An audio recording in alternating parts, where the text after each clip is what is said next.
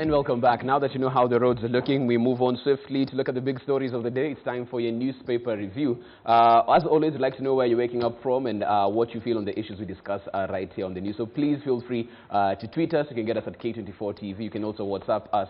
The number will be at the bottom of your screen in just a bit. You can WhatsApp us right there. You can also SMS us. Our line is 21222. We'll start by looking at the front pages of our dailies, and then I get to my panel as we dig a bit deeper as to the big stories of the day. Front page of the PD. Ruto tells his support base all is well. DP's key allies take to vernacular radio stations to reassure anxious followers that his 2022 State House journey is on course amidst reports of isolation from core government decisions. That's a story that you have on the front page of your PD this morning. Also in the PD, IPOA alarm over rising police brutality. Some rogue officers linked to abuses, extrajudicial killings, accused of intimidating witnesses to undermine probes. That's a story that you can get in your PD this morning. It's on page 2 right there. Front page of the Standard, it's all about one of Kenya's most famous centenarians, the ultimate power broker, they call him. Charles Jonjo was there when Jomo took power, worked with Mboya to tame Jaramogi, cleared the path for Moi, and helped Kibaki jump the queue. Then he fell on his own sword. He turns 100 today. No other Kenyan has had such a strong influence on government and politics, and they shed some light on his journey, of course, in government and politics as he turns 100 today. That is a story that you can get in your copy of your Standard this morning. Also, front page of the Standard, Uhuru to lead Mount Kenya BBI rallies. President expected to take charge of meetings in his backyard as pro-handshake MPs give conditions to Ruto allies for the attendance of Mombasa meeting. That's a story that you can get in your copy of your Standard this morning. Front page of the Daily Nation, DCI speaks out on Ruto land probe. Anyone who stole from Kenya Pipeline Company, no matter the period, must return public property or go to jail, says DCI boss Kinoti on that particular issue. And that's the story that the Daily Nation is leading with this morning. Also, front page of the Daily Nation, Tanga leaders handed code of conduct as far as the BBI rally in Mombasa is concerned. And that's a story that you can get in your copy of your Daily Nation this morning. On the Star's front page, life and times of Njonjo, who turns 100 today. The Duke of Kabetishire and First AG will be marking years of power and controversy. They all go on to shed some light on his lifestyle so far. Former AG visits coffee farm every evening, takes 2 beers and swims daily. You can get more details of that in your copy of the Star this morning. Also, U.S. investigating Kenyan workers over possibility that they aided the Al-Shabaab attack. That courtesy of the New York Times, and it's a story that's been carried by the Star as well. Get those details right there. And then finally, on the front page of your Business Daily, U.S. anti-terror aid to Kenya hits 40 billion shillings in 10 years. A report by independent think tank says the money was used to support the war on terrorism, but queries rights record. That's a story that you can get in your copy of your Business Daily this morning. So as you can see, there is a lot to discuss, and we'd want your views as well as you chime in on our conversation right here. Let me get to my panel as we do exactly that. This morning, joined by Ben Mulwa, our governance expert. Good morning. A very good one to you. Welcome back to the show. Asante. Asante sana. All is well. All is well on my end. We also have a very active citizen, Jerotich Seii. Good morning. Good morning. Good morning. Welcome to the show, Jero. Thank you, sir. And you also have our governance expert, Lwanga, this morning joining us to discuss the big issues of the day. Morning, Millie. Morning. Morning. Let's start off with the PD's front page. Ruto assuring his support base all is well. His allies doing the same to reassure that the journey is still on as far as 2022 is concerned. Amidst reports that there's been some isolation for the DP in terms of his duties and his role as far as government is concerned. As we inch closer to 2022, it seems more and more, it's not clear what really is going on, because as they did their campaigns, the president had pronounced himself on this. He had said, I do my 10 years, I give it to this man, he does his 10 years. But now we've had various pronouncements from the president on this particular issue, and he says, only God knows. He went as far as saying his choice would shock Kenyans. So from that particular deduction from what he's saying, we already knew what he said. What's this shock we should be expecting, Ben? It is not possible to tell at this stage what this shock is likely to be. The other thing we have to agree is that the chemistry that we witnessed between the president and his deputy between 2013 and 2017 does not exist. On the other hand, also, the deputy has been putting up a very brave face, especially in scenarios whereby he's engaging with the president or is in functions where the president is. But out there, the story is very different. And going to 2022, it's a bit unfortunate that the discussions we are having are largely about personalities rather than the issues that we should be interrogating, actually, achievements. We should be interrogating what has been delivered versus what was promised. And that should be able to guide the conversations in terms of what 2022 should be all about. Unfortunately, now we have a very lengthy, or we have very long discussions about non-issues. For the deputy president even to get his henchmen maybe to go to vernacular stations and those kinds of things to reassure his support base is proof that actually most of this negativity that has been flying around is taking a toll. And that again, you realize, as I mentioned the other day, you realize we have currently 3 prominent politicians. The president has a massive following countrywide. The deputy president does as well. The former prime minister does as well as the other leaders. So when we continue talking about these conversations on building bridges, yet there is evidence that we are splitting or burning bridges, then definitely we are likely to have a very interesting election come 2022. Jero, we're looking at it from a scenario where even as this politicking goes on, when you talk to Wanjiku, for lack of a better word, they're saying that, okay, fine, these people are politicking, but the company I was working for shut down, I was laid off. Getting money is harder by the day. Is it possible to delink delivery as far as the presidency is concerned between Uhuru and his DP, or is this either success or failure that they will both have to carry moving forward? Because it almost seems like they're parting ways, and that is his job. When I come in, I'll do a different thing on once you put me in office. No, you're absolutely right, Jeff. You know, I see Ruto and Uhuru as the two-headed snake. It's one body, 2 heads. Initially, it was 1 head when they were wearing red ties and they were high-fiving and they were enjoying life, and they had escaped the ICC dragnet, so to speak. And now they have formed the 2-headed hydra that we are dealing with. At the end of the day, I cannot disconnect Deputy President Ruto from President Uhuru Kenyatta, no matter the public rift that is seen. Yes, of course, politically speaking, it is clear that Ruto has been shortchanged. And never for a second think that there's any love lost between myself and the deputy president.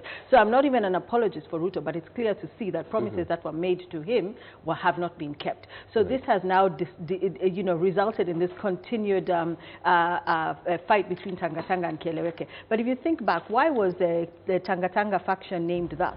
It's because they said the deputy president was moving all over the country, ostensibly doing development work, but also, you know, making a gentle, not so subtle pitch for 2022. And that's why he was told, you know, una Tangatanga. And so that's where Tangatanga came from. So as he has been moving around, I also want to see what that development track record is. So Wanjiku would like to know, what is Uhuru doing? What is Ruto doing? What are they doing in terms of the big 4? How have they made my wallet a little bit more full? If anything, between patriotic tax, price of sugar going up, unga, electricity, water, healthcare, Kenyans' lives have gone from bad to worse. And economists say that it's going to get worse. So as far as the ordinary Kenyan is concerned, notwithstanding the fact that traumatized people like entertainment, so because we are traumatized, because we are so broke, because the economy has tanked, because everything is so bleak and grim, I think it almost makes us take our minds away from the daily trauma by watching the sideshows between Uhuru's camp and Ruto's camp. Ultimately, they are Jubilee, and I hold Jubilee as a whole responsible for the deterioration of Kenya to date since 2013 and the destruction of our economy. Millie, I'll come to you on this because some people are wondering, yes, we've seen some sort of isolation as far as the DP is concerned, but is the DP overplaying that particular card to get sympathy, in the sense that some of the things that happen, not unless somebody from his camp goes out and says he was locked out of Mombasa, or he couldn't get air space to go to Sudan, all these things, is he also using this to his advantage, and at the end of the day will seem like he's the underdog? And I mean, as a narrative, everybody loves an underdog in any fight. It's true, and the warrior mentality in Kenya is being played to the maximum, I believe. I think that the strategy that the DP had started with before, of trying to portray himself as the hustler, the ultimate hustler who had moved up the ladder, and the big boys, in quotes, who are trying to crush that ambition, seemed to have failed. And the reason I say so is because the public outcry, even including on asking people, this information going around asking people not to call themselves hustlers, WhatsApp messages telling people that it is a defeatist mentality, then he seemed to shift away from that, and now he wants the warrior mentality. But I think that at the end of the day, we cannot stop thinking about the value of having good politics if we are going to have a governance system that delivers.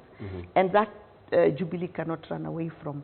We know for a fact that the ability for the president to be able to put in place the correct CSs has always been affected by the politics of the day. Before 2017, there were issues that if he tampered with any of them, it had to be seen that the 50-50 sharing of posts was still seen. Now, post-2017, with the current cycle, electoral cycle, it has been stated over and over again that one of the things that one has to be careful of is you keep removing people and DP is seen as isolated. And I think security concerns cannot be underplayed when a large support base such as that the DP holds seems to be disgruntled. So I think that is why, for example, we have the headline today, is he assuring his base that things are okay. But the fact of the matter is that things are not okay. There's no secret about that. And when things are not okay, it impacts on the ability of the government to be able to deliver, because they are too busy trying to balance the politics and spending less time on ensuring that we have the right people delivering the agendas that they have. And that will continue to affect us until 2029.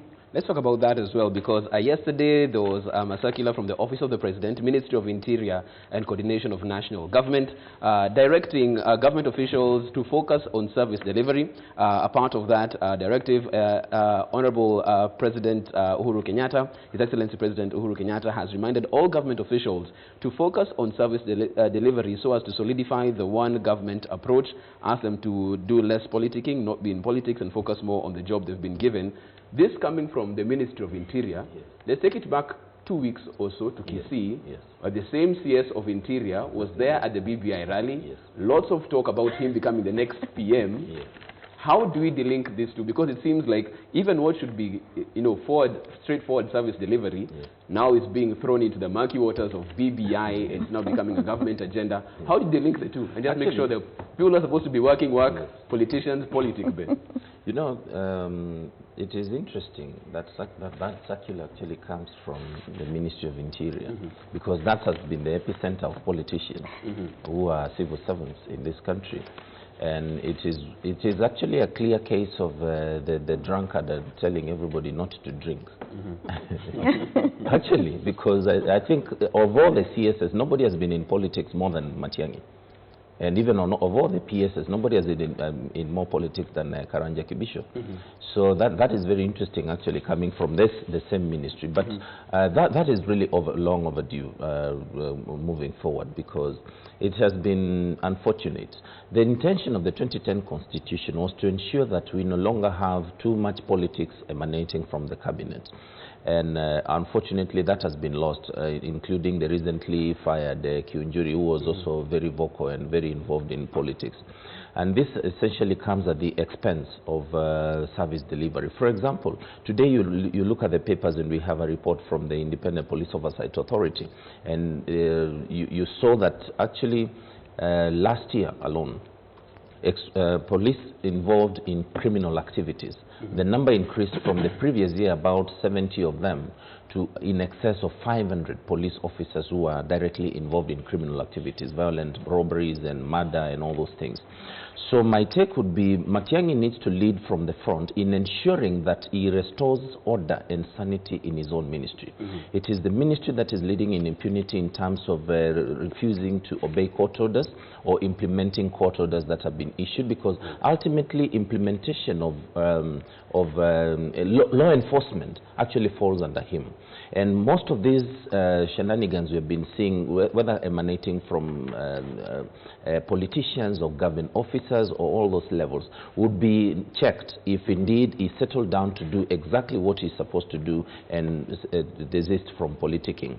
So this circular actually is timely because, as I've indicated before, the president, in my view, as you mentioned earlier, is supposed to be leading BBI rallies and all that. Believe you me, if the president would just choose to focus on the Big Four agenda, because there are quick wins that he can deliver on, 2 years is sufficient time actually to turn around the losses that his administration has incurred and ensure that Kenyans actually have an economy that they can be proud of.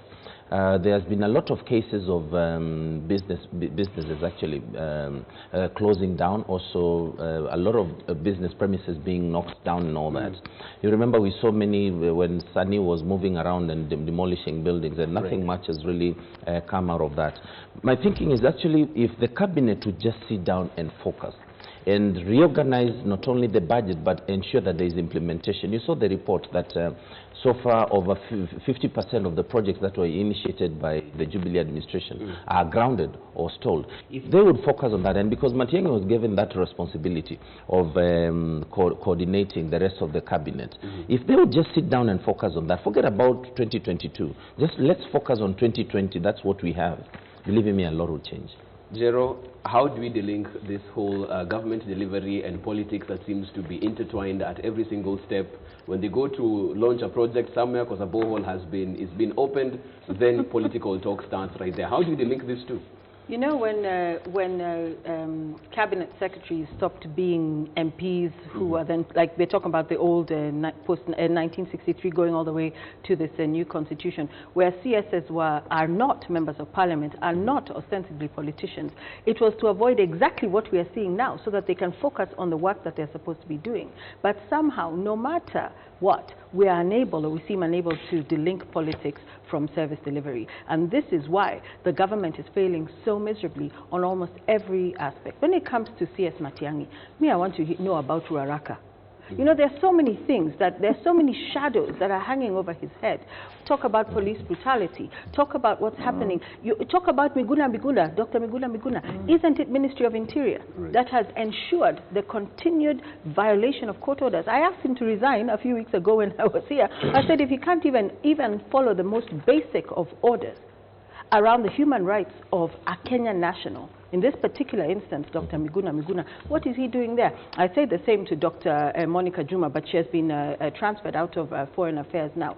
So I look at it and I say, Matiang'i is so busy politicking, he has forgotten what he's actually supposed to do. What happened? IPOA is alarmed, but look at what happened to the JKU art students a couple of months ago, and that Alan Omondi and many others who were beaten almost half to death. Then IPOA comes in, it says, oh, I'm interested here, I want to do this, we want to investigate. The police is quiet. They say those 4 police officers were arrested or are under investigation. Na hiyo case itaenda tu hivyo. That is what happens all the time in Kenya. So for me, we have a government that is supposed to deliver services, and it isn't, because politics somehow infiltrates the mind. It's almost like weaves through the bloodstream, like they have a drip every night that's allowing politics to drip in. And maybe Matiang'i has political ambitions, but for you to be a credible politician in future, please, can you deliver some services so that you can speak to your track record one day, so that you can say, I did this and I did that. And I'm not talking about this heavy-handed class prefect, colonial DC home guard enforcer, where you're busy shouting at people and you're haranguing people and blasting people into doing what you're doing, and thinking that strictness and harshness in your cabinet meetings is actually turning your government into an effective machinery. For me, I'm not fazed. If anything, I'm put off by this continued heavy hand, strong man, I'm here. And then he goes to Kisitu politics and being anointed as the next God knows what. And was it, I think it was on a K24, it was on Punchline.